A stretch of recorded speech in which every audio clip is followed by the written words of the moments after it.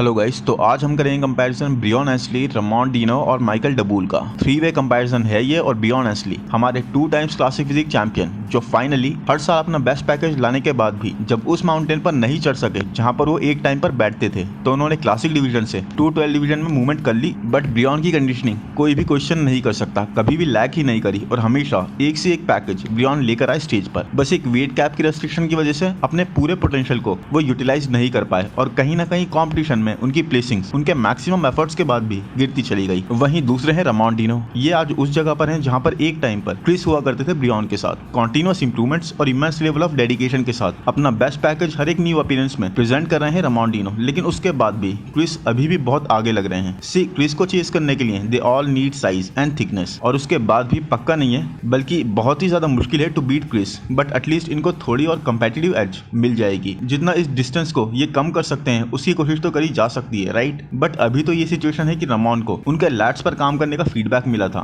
But एक बात बताओ, अगर वेट कैप ऑलरेडी यूटिलाइज्ड है एंड सिर्फ बैक इंप्रूव करनी है, बाकी सब चीजों को परफेक्ट बता दिया गया है, तो how will he do it. आपको कहीं ना कहीं पर कम करना पड़ेगा, तभी तो आप कहीं पर बढ़ाओगे, राइट। बट फिर उस कम करे हुए बॉडी पार्ट पर सेम फीडबैक मिलेगा। तो गाइस, ये एक साइकिल की तरह चलता रहेगा, एक सर्कल में घूमता रहेगा। Anyways, let's see how far he goes. And third athlete है माइकल डबूल, जो इतना क्लासिक स्ट्रक्चर तो होल्ड नहीं करते जितना ब्रियॉन और रमॉन के पास है। बट कंडीशनिंग, मैन ऑनेस्टली ऐसी कंडीशनिंग इस कंसिस्टेंसी के साथ क्लासिक के स्टेज पर मैंने नहीं देखी। पेपर थिन प्लास्टिक वाली स्किन और फाइबर्स ही फाइबर्स। आप इनका इंस्टा देखोगे तो आप मेस्मराइज हो जाओगे कि how does he do it. Almost her update में आप फाइबर्स देख सकते हो। लोअर बैक में फाइबर्स, फ्रंट पोजेस में फाइबर्स, ग्लूट्स में फाइबर्स। लोग फाइबर्स कम कंज्यूम करते हैं और इनमें तो फाइबर्स भरे पड़े हैं। सो लेट्स सी गाइस, इस 3-वे कंपैरिजन में आज कौन किस पर भारी पड़ता है। सो आई होप ये वीडियो आपको पसंद आएगा। पसंद आ रहा है तो प्लीज लाइक कर दो यार, चैनल को सब्सक्राइब कर दो, नोटिफिकेशन बेल को दबा दो, इंस्टाग्राम पर फॉलो कर लो। डाइट, वर्कआउट प्लान और ऑनलाइन कोचिंग के लिए आप मुझे इंस्टाग्राम पर पिंग कर सकते हो। अब जल्दी से चलते हैं फर्स्ट पोस्ट पर, जो कि है front double biceps. And man,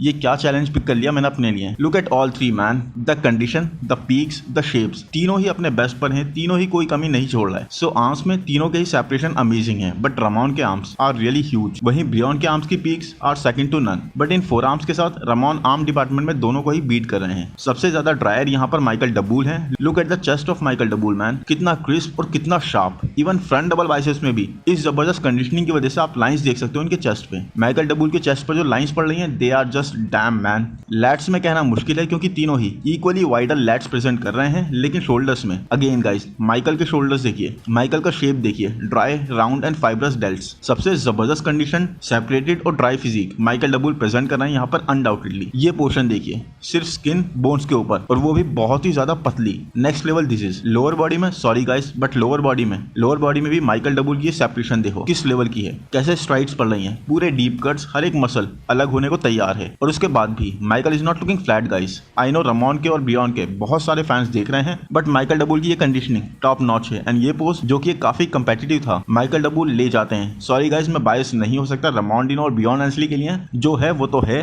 और इसीलिए माइकल डबूल को ये पोस्ट जाता है। Next pose is side chest. And यहाँ पर अगर डेल्ट्स और आर्म्स में सेपरेशन देखें तो ब्रियॉन अच्छी शो कर रहे हैं, जबकि माइकल डबूल की वैसी नहीं आ रही। बट रमॉन की separation is also really good. Chest में तीनों के ही फाइबर्स देखे जा सकते हैं, बट सबसे bigger and wider chest development Ramon की है। आर्म डेवलपमेंट में तीनों की ही कंडीशनिंग ऑन पॉइंट है, बट रमॉन मैन फिर भी with mass and development is ahead. Lower body में आकर ये थोड़ा माइकल डबूल के लिए मुश्किल बन जाता है, क्योंकि साइड पोज में वो अच्छी थिकनेस और मसल मास लैक कर रहे हैं। सी अपर बॉडी के कंपैरिजन में कितना ज्यादा डिस्प्रपोर्शनेट और स्मॉल लग रहे हैं माइकल के लेग्स। नहीं तो अगर ये चीज नहीं होती गाइस, तो ये पोज भी अनडाउटेडली माइकल डबूल को ले जाना था। आई गेस ये कुछ एरियाज हैं जिन पर माइकल को थोड़ा सा काम करने की जरूरत है। लेग्स में नेक्स्ट लेवल सेपरेशन के साथ और एक balanced top to bottom flow के साथ रमॉन डीनो ये पोज ले जाते हैं। नेक्स्ट पोज है बैक डबल बाइसेप्स। एंड ये इतना मुश्किल नहीं होना चाहिए, क्योंकि इवन दो माइकल डबूल की कंडीशनिंग और फिजिक सबसे ज्यादा ड्राई और हार्ड है, वो आप यहाँ पर भी देख सकते हो। तब भी गाइस, यहाँ पर माइकल की बैक में वो डिटेल्स, उस तरह का सेपरेशन नहीं विजिबल है जैसे रमॉन और ब्रियॉन प्रेजेंट कर रहे हैं। और रमॉन और ब्रियॉन के बीच में गाइस मोर सेपरेशन, मोर कंप्लीट बैक और मोर डिटेल्स के बेस पर ब्रियॉन अपर बॉडी में ये पोज ले रहे हैं। यस, रमॉन की बैक भी एक डेडली बैक लग रही है, बट रमॉन अभी वो विद बैक पोजिशन में लैग कर रहे हैं और काफी कंसाइज सी उनकी बैक ओपन होती हुई। लैट्स पूरे वाइडर ओपन नहीं होते, जबकि ब्रियॉन और माइकल डबूल दोनों को ही अगर आप देखोगे तो दोनों की ही बैक, दोनों के ही लैट्स कितने वाइड ओपन हो रहे हैं। बट ब्रियॉन की ये सेपरेशन और डिटेल्स नेक्स्ट लेवल डेडली है गाइस। लोअर बॉडी में तीनों ही अच्छी striated hamstrings with glutes present कर रहे हैं, बट ब्रियॉन की हैमस्ट्रिंग्स डेवलपमेंट और जितनी पील्ड हैमस्ट्रिंग्स ब्रियॉन की लग रही हैं उससे मैं तो ब्रियॉन की तरफ लीन कर रहा हूँ। बट ऑनेस्टली गाइस ये काव्स देखिए, जिस तरह की काव्स काफी ज्यादा बैलेंस्ड हैमस्ट्रिंग के साथ रमॉन प्रेजेंट कर रहे हैं, उससे इस पोज में I am considering Ramon very close to Brion. Next pose है abs and thighs vacuum pose, और वैसे तो मैं रमॉन के फ्लो की तरफ यहाँ पर लीन करना चाह रहा हूँ क्योंकि all three are at their best. It's just Ramon का फ्लो सबसे बेटर है। बट मैन आप इसे कैसे इग्नोर कर सकते हो, ये पेपर स्किन सी वैक्यूम तीनों ही हिट कर रहे हैं। बट इस वैक्यूम में इनकी स्किन के इतने थिन होने की वजह से, इतना ज्यादा ड्राई होने की वजह से एक अलग ही शार्पनेस ही आ गई है। बहुत ही ज्यादा थिन वेस्ट, वो भी वाइडर लैट्स के साथ। सी क्लासिक डिवीजन में size does come into play क्योंकि just because of less height and less size Brion separately तो कितने ज्यादा अच्छे लगते,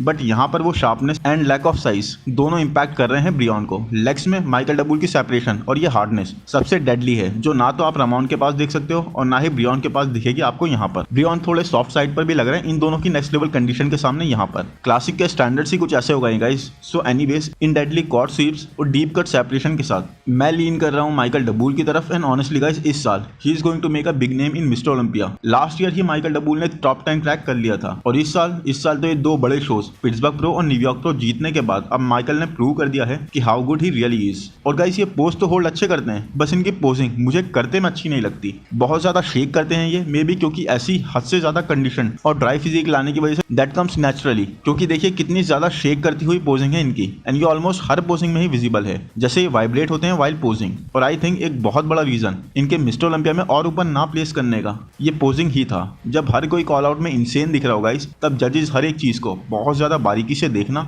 और जज करना शुरू कर देते हैं। लेकिन यस गाइस, ये मैं आपको जरूर दिखाना चाहता हूँ कि इसे कहते हैं इंप्रूवमेंट्स, क्लियर इंप्रूवमेंट्स। देखिए कितना ज्यादा साइज और थिकनेस माइकल के फ्रेम पर एडिट पता लग रहा है, वो भी इजीली। थिकनेस और विद दोनों ही माइकल ने अपने इन दोनों ही प्रो शोज से पहले ऐड करी है, अपने वेट कैप को यूटिलाइज करा है, और अब बड़े हुए साइज और एडिड मास के साथ भी अपनी उस टॉप नॉच सिग्नेचर कंडीशन को बनाए रखा है। बस सेम ही स्ट्रक्चर पर 5 पाउंड तक मसल ऐड कर लिए, और माइकल ने अपने आप को एक और कंपेटिटिव एज दे दी है, जो उनके लिए अच्छा ही वर्क कर रही है। क्योंकि गाइस पिट्सबर्ग प्रो एक सिग्नेचर शो है IFBB का, it's not a small show, और ना ही New York Pro. Anyways let's get to the comparison. And अब बारी है फेवरेट मोस्ट क्लासिक पोज की। एंड यहाँ पर ये तीनों का ही अलग अलग पोज है, अपनी अपनी फिजिक और अपनी अपनी स्ट्रेंथ के हिसाब से। और यहाँ पर इवन दो तीनों के ही पोजेस बहुत अच्छे हैं, तीनों ही बहुत ज्यादा क्लासिक लुक देते हुए, बट ये पोज मेरी पर्सनल प्रेफरेंस में विल गो टू रमॉन डिनो। क्योंकि इस ट्विस्टेड डबल बाइसेप पोज में रमॉन डिनो पूरी तरह से मैक्सिमम यूटिलाइज कर लेते हैं अपने स्ट्रक्चर को।